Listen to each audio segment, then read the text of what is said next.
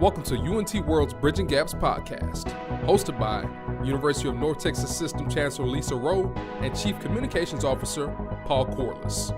This monthly podcast spotlights innovators and leaders from the University of North Texas System and its member institutions, the University of North Texas, UNT Dallas, and the UNT Health Science Center. With our heart in North Texas, we transform lives and create economic opportunity.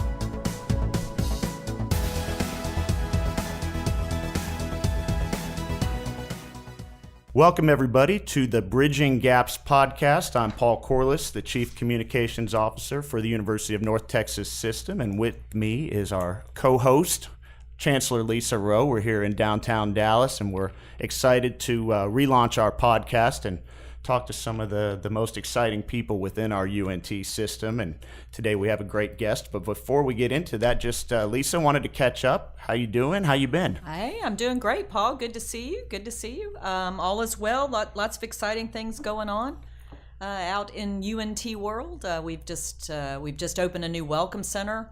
Up in Denton, right? Yeah, up in Denton, and it's really excited. It's really our front door to UNT, and it's beautiful. It's really going to it's seamless entry now to our university, and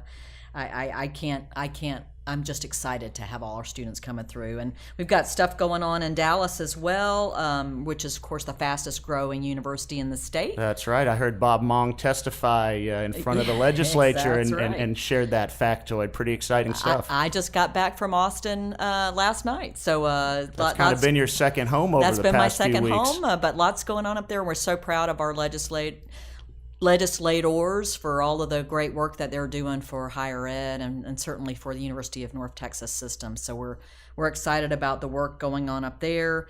And then, of course, our Health Science Center, really exciting. Our first MD class starts this summer. What a game changer in Fort Worth. And you hear Dr. Williams, the president at the Health Science Center, talk about a physician shortage. This is that first step to help address that and really, put Fort Worth on the map for healthcare. You're exactly right. That's what we're doing. So, well, let me get our guest introduced here because this is an exciting one. Wren Baker came here in July 2016, and I'll be honest, the athletics almost felt like an afterthought at that time. Teams were struggling, football in particular, which everybody looks at, and his turnaround that he's helped lead here has been nothing short of miraculous. In the 2017-2018 season, Conference USA championships were captured in volleyball, women's soccer, and football. Basketball won a national tournament, the CBI championship, and the overall winning percentage was the highest in 40 years. But also in the classroom, the athletic department is shining. 11 of 14 programs have a GPA over 3.0. And the recently completed the most successful fundraising year in program history at UNT. So, Wren, welcome to the Bridging Gaps podcast. We're thrilled to have you. Thank you. It's always good to be here at the UNT system headquarters and to be with you guys. I appreciate the opportunity. What's it been like to come to Denton after the time you spent, at Missouri, where you're kind of thrust into the spotlight a little bit? Maybe explain that situation a little bit and how that paved the way for you to really hit the ground running here in Denton. Yeah, it's been great. I grew up 3 hours from here, and my wife grew up an hour and a half from here. So we've got two young daughters, 7 and 4, and have lived in Memphis, lived in Missouri, the state of Missouri twice, once in the northwest corner of the state. And so this is the closest that we've been to home, and it feels like we came home when we came here. So it's exciting on the personal side. Professionally, the university is growing by leaps and bounds, and to be really candid with you, until I started researching it, I did not understand the quality of the institution. Carnegie Tier 1, over 70 top 100 ranked programs, and we really talk a lot about in the department. One of our primary missions is to bring awareness to that quality that's right here in one of the largest research institutions in the country. So we're really excited to be in North Texas. Lesa, you come from a family where you had a couple football players in the family, and I figured, you've been a fan since you got here and have gone to lots of the events. What's special to you about UNT football when you go out to Apogee Stadium? Hey, as a parent, I've certainly there's a lot special about going out there. It's just exciting to be a part of. But as a parent, the fact that 11 of our 14 programs have GPAs over 3.0 makes me just so proud. I'm just so impressed with the work that you're doing there, Wren. I mean, my son played football for Virginia Tech, and I kept reminding him almost every day, engineering's more important. Engineering's more important. So that's, I appreciate the fact that you focus on producing students that are educated and ready to go with the workforce, and it's not all athletics all the time. Yeah. So. Well, and it's interesting. The longer I've done this, the more I've realized it really is all intertwined. And for fans, they only get to see the one metric, really, and that's that scoreboard on game day. And they judge all of your progress by that. And I get that. I mean, we're in a business where results are known and they're expected and there's accountability. But what we have found is the more that we focused on that total development, physical and mental health, their social development, and certainly academic development is at the top of that list. As they achieve the results on the field remarkably mirror that. And so it really all fits together, and we have a group of coaches who are dedicated to the total development of young people. And so we're excited about what that means for the future. And I think we're going to continue to get better. As we all know, today's records are tomorrow's expectations. So, or yesterday's records are today's expectations, maybe. You can't even delay it till tomorrow. Mm-hmm. So I think the future is very bright, but we also understand we got to keep working and keep progressing. Well, I mean, you've brought our athletics such a long way since you've come on board. What are you most proud of? What's most important to you? I think it is that when we have recruits come in, I can look the parents in the face and say that we do as good a job as anybody in the country of developing their child holistically. And everybody probably says that. And early on, I told them we were going to, but I knew that in a couple areas we were probably falling short of that. But I think now we're doing as good of a job as anybody, and we want to be leaders in those areas. So I'm the most proud of that. I mean, I'm proud of a lot of things, but the most proud of that. And I'll just take a moment to say I'm very blessed to be the head of our department. But it really, I work with people. I don't have anybody that works for me. And I think that support and that culture that we have is so critical, and it really starts with the leadership. So, Chancellor OU, the board, President Smotrisk, everybody that I have interacted with here says, what can we do to help you? And that does not happen. I mean, it's amazing. You would think that's simple and that happens everywhere, but having been in a lot of places, it doesn't. And it makes the job so much easier, and it makes our ability to make progress much, much easier. So I'm blessed to be around a supportive environment with a lot of good people. And we're blessed to have you. Well, what's going on right now with your programs? I know football's doing spring practice. Your women's basketball team is in the postseason. Softball's off to a good start. Give us just a quick thumbnail update of what's going on. Yeah, you mentioned last year was our best season in terms of wins and losses in 40 years, and right now we're on track to surpass that. So we need everybody, no pressure on our spring sports, but it's up to them to finish strong.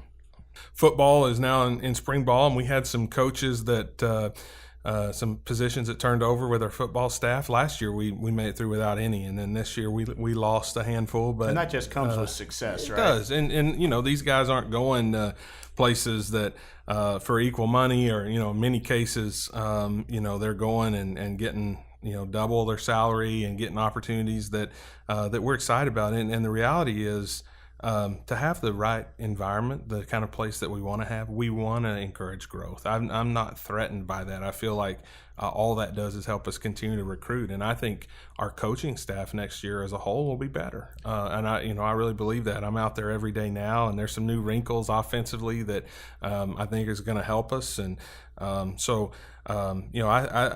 think football's going to have a really good year. Of course, offensively, we got a ton of kids back, including number 6, who's one of my all-time favorites. Yeah, what a stud, Mason. Oh, I love the kid, man. Lucky for him, and probably lucky for my daughters, they're too young to be married off, or I'd be trying to arrange a marriage post graduation, because like he's just everything you would want, for your daughter to have. So just an absolutely great kid on the field, off the field. He's going to he'll be a success and a leader, whatever he chooses to do. Well, as we talked about the turnaround that you've led, of the coaches that were here at UNT when you arrived, who's left? There's still a lot of people that's here. So Coach Luttrell beat me by about 4 or 5 months, I think. And I was asked in the press conference, is that going to be an issue? I mean, you need the AD and the football coach to be on the same page. And I informed people first that I'm from Valiant, Oklahoma, and he's from Muskogee. Right. So I was like, we speak the same language. And then secondly, good people are hard to find.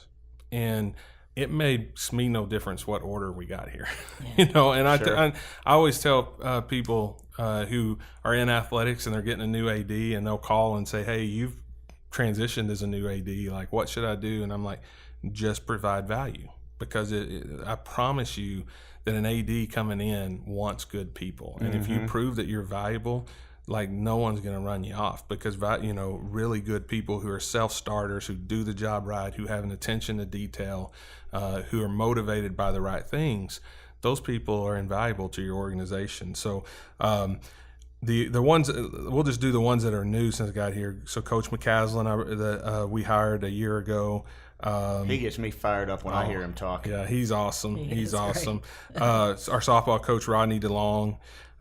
Brittany Roth, our swimming and diving coach, and then our cross-country coach, Kevin Williams. So those are our head coaches that have started since I arrived, and they're all doing a good job, and so are our other coaches. Sure. Well, we want to get into some real, deeper things, your strategic plan. We want to talk about the role of the athletic director at a university, and really just kind of dive deep into UNT athletics. So we're going to take a quick break and come back with Wren Baker. You're listening to the Bridging Gaps podcast with Lesa Rowe and Paul Corliss. What began as a teacher's training school, founded above a hardware store in a sleepy Texas prairie town, has grown into the only public university system based in Dallas-Fort Worth. We are the University of North Texas, the UNT Health Science Center, and the University of North Texas at Dallas. Together we have had more than 100 Grammy Award winners. Are building Dallas's emerging urban university. Like the Tower Green to celebrate victory. Together we have been named a Tier 1 university with 68 programs ranked in the top 100. prevent and treat eye diseases in vulnerable populations. Are recognized for serving minority students by the U.S. Department of Education. Together we solve society's problems through research and innovation. Are enrolling, retaining, and graduating more students than ever. Use values-based leadership and teamwork to train the best healthcare providers for the future. Together we are finding ways to fight Alzheimer's disease. Thrive in a caring community that supports student success. Serve the nation's #1 job market with a pipeline of talented, work-ready graduates. Together we are the UNT system. Welcome back to UNT World's Bridging Gaps podcast with Lesa Rowe and Paul Corliss. Thanks for listening.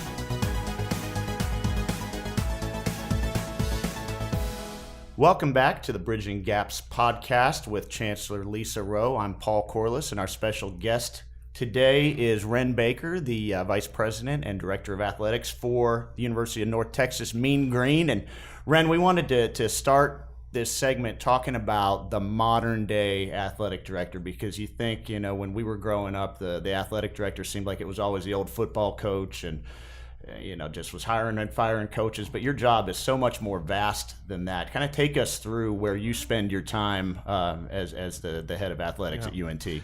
Well, you really are a CEO, and when I go home, none of my parents or any of my family were in college athletics, and so when they say, what do you do every day, it's a complex question to answer because no 2 days are alike, but certainly the hiring and retention of quality people is high on that list, including head coaches. But we have as many non-coaching employees as we do coaching. Sure. I think we're like around 100 and maybe 20 or so, and it's about half and half. And so there's lots and lots of people that go into making sure that the program's operating right.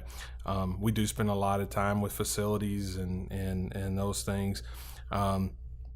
Making sure that we're making the newspaper for the right reasons. And for the most part, we've done that during my tenure. We've had a couple of issues that we've had to work through. But when you have 400 young people, occasionally, no matter what you do, just like our own children, sometimes they make mistakes, even though you feel like you've educated them not to. But I think one of the things we're really proud of is we've made the newspaper by and large for the right reasons. Sure. and brought positive attention to the university.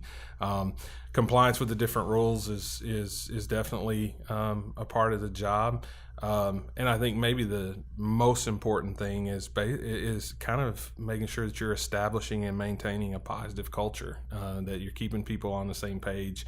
When you take a student athlete and you talk about, and we hit on this a little bit in the introduction, but the nutrition and what goes into their bodies, and then you got the strength coaches that are developing, then you have the trainers who are trying to keep them injury free. Like, those three people have to all be communicating. Absolutely. And have a comprehensive plan. Those are all connected, and that expands out to a variety of other things like academic support, and so really making sure, hey, we're not having silos, we're communicating with the coaches. Everybody knows the issues that we have with each individual student athlete and with teams as a whole is also a big part of the job.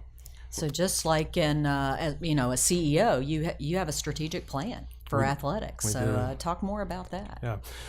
Yeah, when we got here, there were a lot of things good, positive things in place, but the results by and large weren't where we needed them to be. And I looked at when I arrived, our winning percentage over a 20-25 year period was about 40%. It was not in terms of win losses great. And so for all of the wonderful things that my predecessors before me have done, we just really needed to kind of look at where are the gaps and how do we fill those in. And so when I came in, just with my experiences, probably within 2 or 3 weeks, I could have come up with a lot of the things in our strategic plan, but then it would have been my plan. And was there a plan when you came? Did you inherit a plan that was already in play? They had not done one in a long time, and so not one that was being effectively used. There was one from maybe a decade earlier that they had done some of the things in it, but nobody was monitoring it.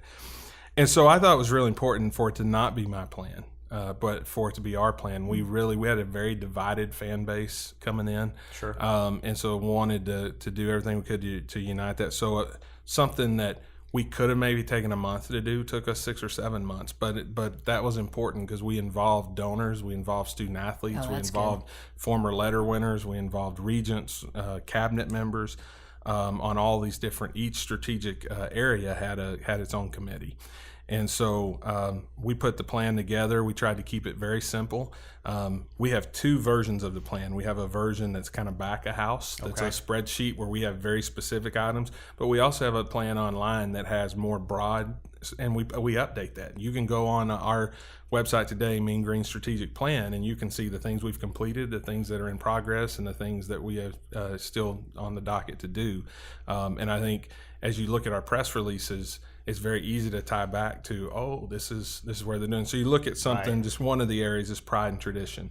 I felt like we didn't have a fan base who was really proud. You didn't see car flags and stickers in DFW despite all of our alums. And so one, we have to do a better job in wins and losses. That inherently makes people proud. But we do have some proud moments. Joe Green, one of the greatest to ever play the game, was a graduate of our place. So when you look at something as simple as the statue that we erected of Joe this past year, and I told Joe when I met with him, I said, I'm asking for your permission to do this. It honors you, but it ties back to our strategic plan, which is to create pride and tradition. And so that was a very important part of our strategic plan, just to remind people we had one of the greatest to ever play the game here. Well, and let me get into Joe Green just a little bit more, because I thought you did something last season that was just fascinating. First of all, anybody at least my age or older remembers the old Coca-Cola commercial where the kid asked Joe Green for a Coke, and you guys sort of recreated that commercial, and you unretired his jersey number. You brought back throwback uniforms. It was such a cool, festive thing to activate Joe Green's legend status. Just talk a little bit about that, if you would. Yeah, I mean, when you look at, and even tying back to a lot of these strategic areas, but when you look at, we're in a very crowded marketplace, and trying to find a way to establish yourself, and for people to understand what you're doing and who you are, from a sports perspective in a large metropolitan area with a lot of universities, a lot of college athletic teams, a lot of professional teams is difficult. And the amount of money that would be required to buy radio and TV and to make any kind of headway would just be astronomical. So when you have something like this, we have a lot of young, creative people in our department. So we spend a lot of time like, how can we get people's attention with this, and so then you start to talk about, well, let's do this throwback uniform. It just so happened that the uniform that Joe wore, in my opinion, is one of our all-time greats. Like, it's so classic and clean, and so in fact, just as a side note, our equipment manager told me the other day that when recruits are coming in, it's their favorite one. Like, they can pick which one to take a picture in, and they always pick that one. So it just tells you, no matter how much things change, they stay the same. So then we were like, hey, we wanted to do some kind of video. We know that video is, especially with young people, Instagram video, that kind of stuff. My 15-year-old lives there. It's so critical. And so we started talking about, well, what if we recreated a version of the Coke commercial? And we had to get Joe on board. But I thought it was really special, and I actually was in there when they were filming it, and it's one of those, just when he tosses that jersey. And we only had to do 3 or 4 takes. He told us the original Coke commercial was like 2 days. The hair would stand up on the back of your neck because there's just so much, there. And so Joe's been awesome. He's proud of North Texas. He's one of our biggest champions. I'll hear interviews with him all the time, unsolicited by us, where he talks about the university, talks about the leadership, talks about the growth of the athletic department. So he's a champion for us, and that was a really special moment and special day, and would have been and probably all-time record media hit if not for the fake fair catch that I planned and put into place on the Arkansas game. Yeah. What a great win. So you actually did the planning of that? I was all over that. I said, we really need to do something here. No, I had no idea they were going to do that. So what an amazing play. What was the number of dollar value that we got with social media? It was in the tens of millions. I mean, for sure. Yeah, it was, and that's the thing. When you look at media, you have, paid and earned, and we didn't pay for any of that. So, and yet we earned it. So it was that's an awesome opportunity. Well, if I can continue on the topic just a little bit more, one other thing that I guess not one other, you tend to do things out of the box, which I think is fun. I worked in NASCAR for a while, and you would do kitschy things to sell tickets. And you did things like brought the Von Erichs in to wrestle. I mean, if you're from Texas and you grew up in the 80s, you knew the Von Erichs, right? I mean, how cool is that? Yeah. I think just with what you look at nationally at attendance in college athletics, and it's trending down almost everywhere. And yet we're at a place where we need it desperately to trend up. And we have for 3 straight years. We've been in the top 25 in the country in terms of growth. Top 10, I think, 2 of those 3 years. So, we sit around and we think about how can we promote these different games to get people there. And when I was at Memphis, and they did a lot of creative promotions, and some of them, like the Clippers, were coming into town one time. I'm talking about the Memphis Grizzlies, the NBA team. And the Clippers were coming in town, and they had a reputation for flopping on plays. For those that are listening that don't know what a flop is, it's basically where you sell a foul that wasn't really a foul. Sure. So they had 1,000 free flip-flops to give away, and the city went crazy. Now, it's not the most sportsmanlike thing in the world, probably, but So I went up there and I met with their promotions and marketing team. I got to know those guys. And I This said, is the Grizzlies yeah. folks? Okay. And I just said, well, how do you guys come up with this stuff? And they said, Memphis is a huge wrestling town. Jerry the King Lawler's from Memphis, they list all these guys. And they said, so we really approach our marketing as what would the WWE do? What kind of outlandish, crazy thing would they do? And so when I came here, and you know that this is where the Von Erichs went, this is where Stone Cold Steve Austin went to school, he played football here. You start to pull this together, I'm like, you know what, this could be really cool. And for you're somebody your age, my age, if you grew up in this area, so I grew up in rural Oklahoma, we didn't have cable, and there really wasn't that many sports games on TV. The most consistent sports thing that was on was wrestling. And so my sports heroes were the Von Erichs, and so on a personal level, and I felt like I'm kind of in that demographic that we're targeting, Absolutely. the 30 to 40-ish young professional who has a family, who has dispensable income. That's who we're trying to get here. So yeah, we try to do that. I think those things are important. And when we have a lot of young creative people, we really try to allow them the freedom. Sometimes we try stuff that I'm not really that big of a fan of, but I never give us want an example. Bottle up creativity. They did some video board crowd pumpers that last year that I was like, yeah, I don't really know if that's going to work at football, and I don't remember all the details, but I just remember going through the concept. We were sitting around the table, and we had a couple of new people in marketing, and we got done. I told Ryan Peck, who oversees that area, I said, I'm not crazy about this, but I want to let them do it because I don't want to button up their creativity. Sure. And it turned out that they worked pretty well. So I'm not an expert on everything, and I think maybe I'm getting a little older, which is it's amazing in life how quick you go from the youngest in the room to the oldest in the room. So that's kind of happened to me in our department pretty quick. Well, talk about the future of UNT athletics. Where do you see us going? I get asked that a lot, like, where do you think this program can get to? And in complete candidness, everywhere else I've been, I could probably define what I thought our ceiling was.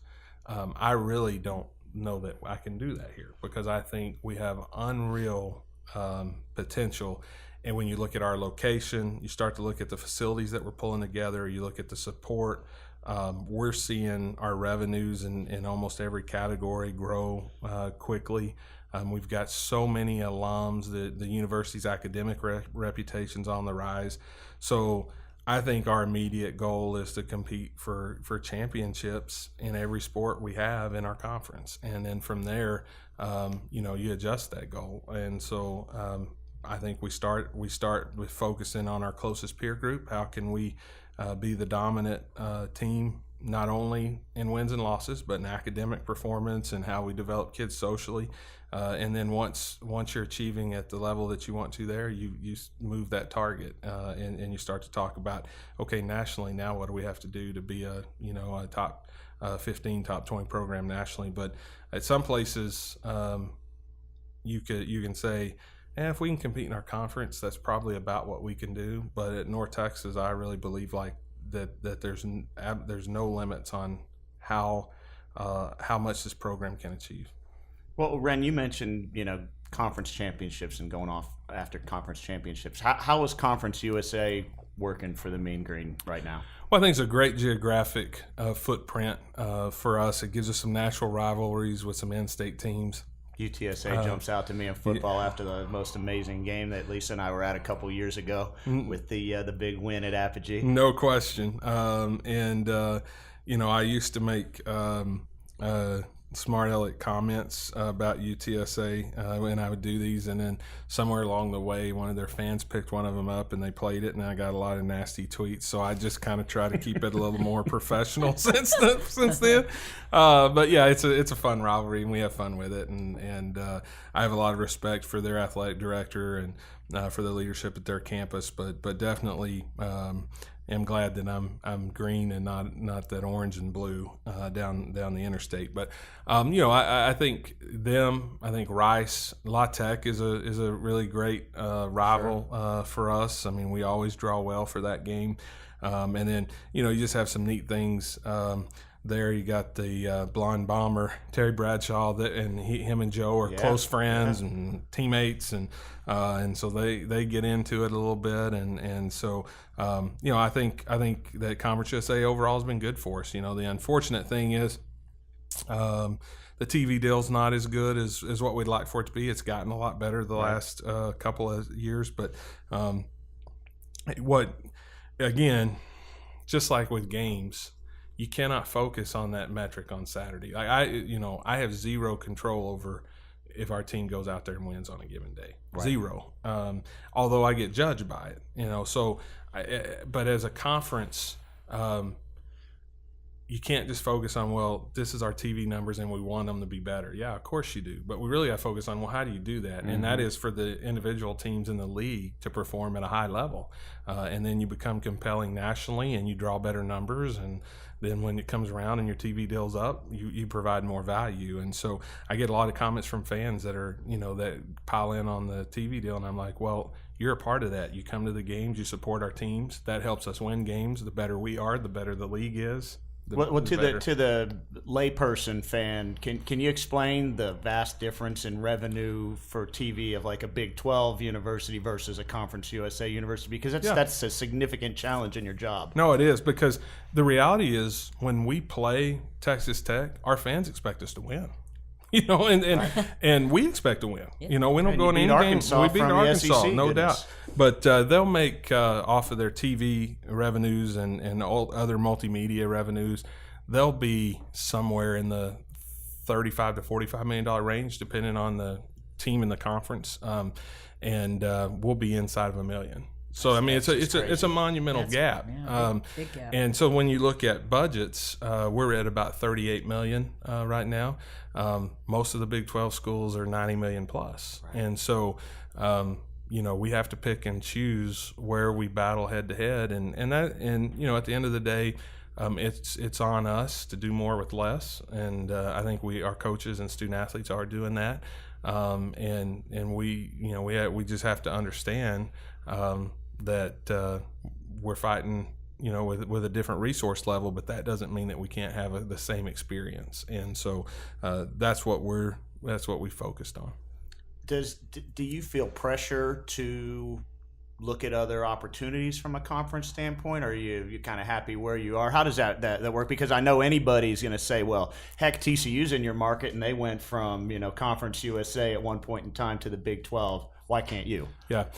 When you look at our academic profile and our location, if you look at a hole in our resume, so to speak, if conferences were looking, it's been in our wins and losses. And so what I try and tell people is what we can't control who chooses what teams to be in what conference. We don't have control of that. Right. If anybody had control of that, they would be in the most profitable conferences. What we can control is our profile and what we do. And if we're being the best UNT that we can be, then we're a very strong member of Conference USA, which makes our league stronger, and that may be the best league for us. And then if another league is looking at expansion opportunities, they're going to look at the strongest members of other leagues. And so really where our focus is and where it needs to be every day is how can we be the best UNT that we can be, and that makes Conference USA stronger and the best league it can be. Sure. Chancellor, in your work with the UNT system, I think it's an interesting tie-in because publicity-wise, you're probably getting more publicity from athletics than any other entity in the university. What do you see your working relationship and role as Chancellor, the CEO of the UNT system, working with Wren, who has his own operation that he's sort of the CEO of? What's the relationship that you guys have?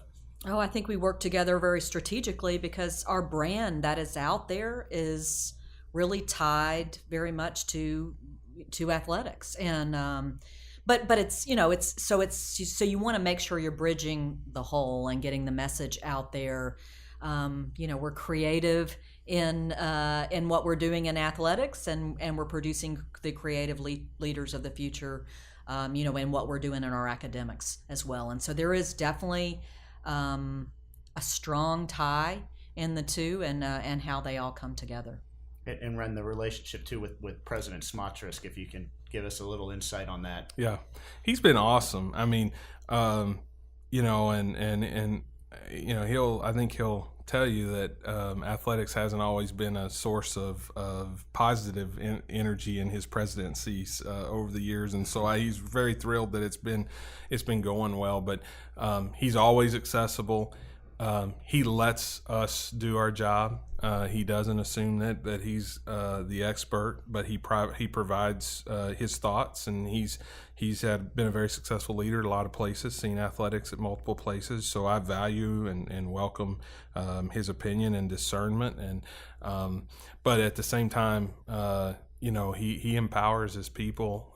He's been really good at defining for everybody that athletics is one of the primary vehicles for us to expand the awareness of our mission, right, and what we're doing, and I transfer that to my staff. I tell them, when you look at academic rankings, we rank favorably compared to Houston and Texas Tech and Oklahoma State.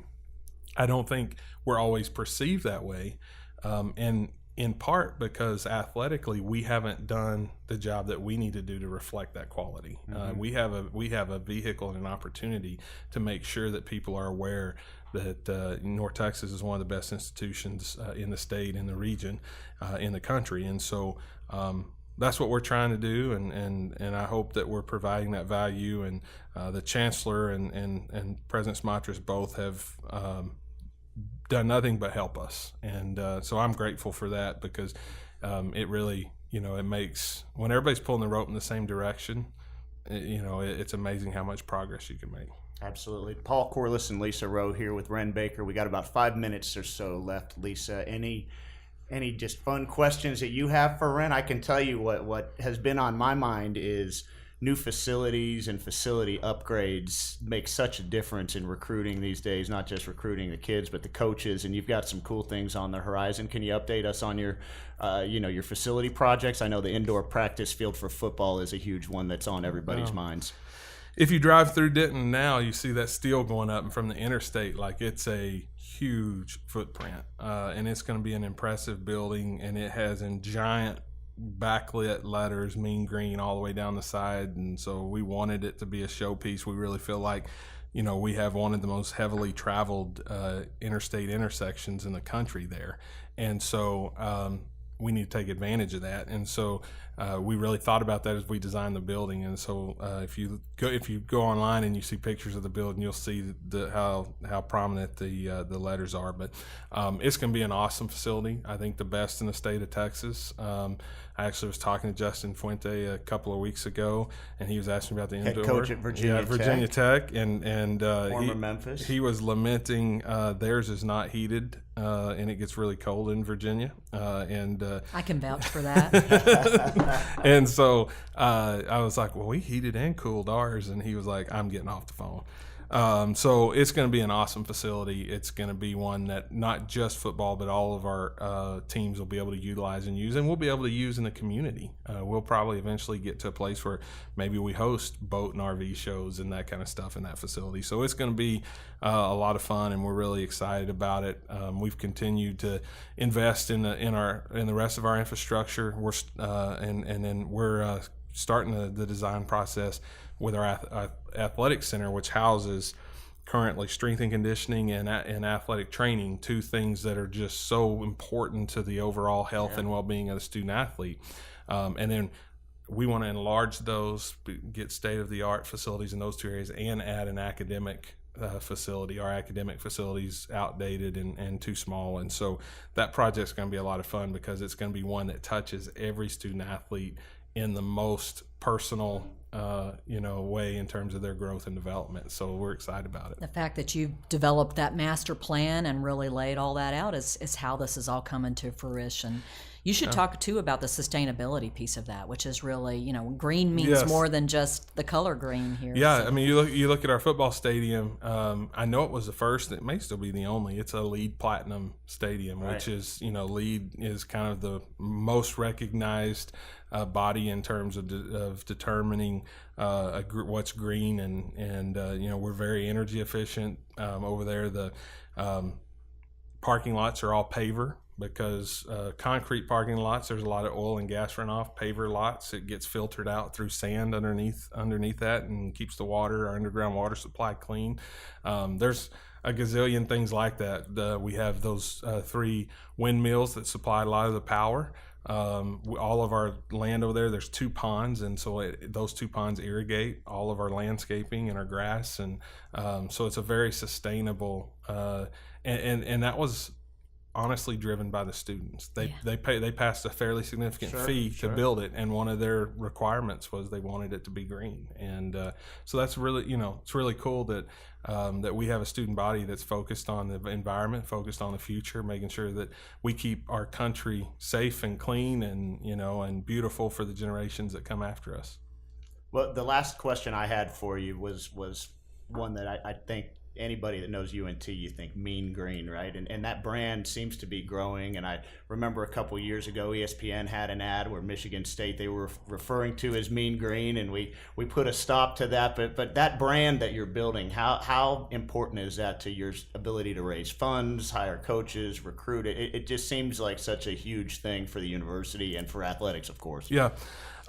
We went, sometime during, actually, I think it was Rick Villarreal's tenure, they kind of went back to pushing mean green a lot, just historically, and there's some confusion by non-UNT people of where it started. They think that we started carrying the nickname because of Joe, but actually no one called Joe Mean Joe until he got to Pittsburgh. And so when he was here, I think it started with maybe our defensive line, then our defense started. There was an SID whose wife would say, "Come on, green, be mean," and then that kind of morphed into the mean green, and then all of a sudden they would start chanting it, almost like the Nebraska Black Shirts or the Ole Miss Land Sharks, whatever. Right. It just kind of organically grew, and then they would use it some over the years. But I think Rick actually started pushing it more, and I think it's the most unique thing that we have.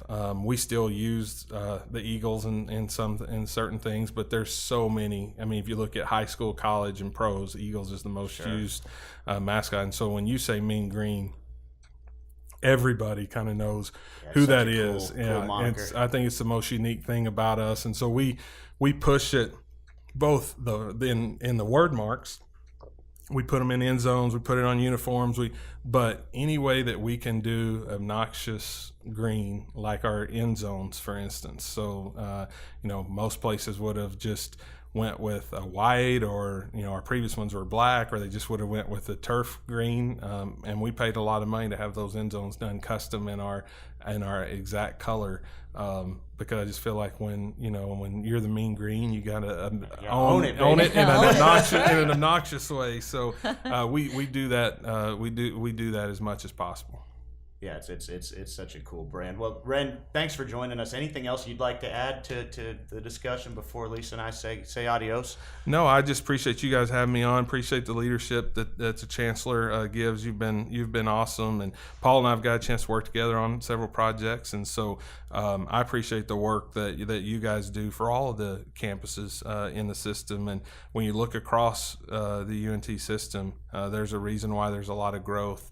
And we're starting to realize what our potential. We have good leadership individually on the campuses, but great leadership as well at the system and board level. And so it's a fun time to be here. I appreciate the opportunity. Wren, it's an honor serving with you. It's a delight. And anytime you can beat Arkansas, makes everybody in Mean Green Nation proud. So no doubt. Thanks for your part in that, and thanks for joining us today on the Bridging Gaps podcast. You can listen to us in a number of places. Go to our website, untsystem.edu/podcast, to get direct links, or you can look us up on iTunes, Spreaker, or SoundCloud. This podcast is brought to you by the University of North Texas System, UNT Dallas, and the UNT Health Science Center. I'm Paul Corliss for Lesa Rowe. Thanks for joining us. We'll see you next time. Thank you for listening to the UNT World's Bridging Gaps podcast. You can stream or download our podcast from iTunes, Spreaker, or SoundCloud. You can also visit us online at untsystem.edu/podcast. This has been a University of North Texas System production. Together we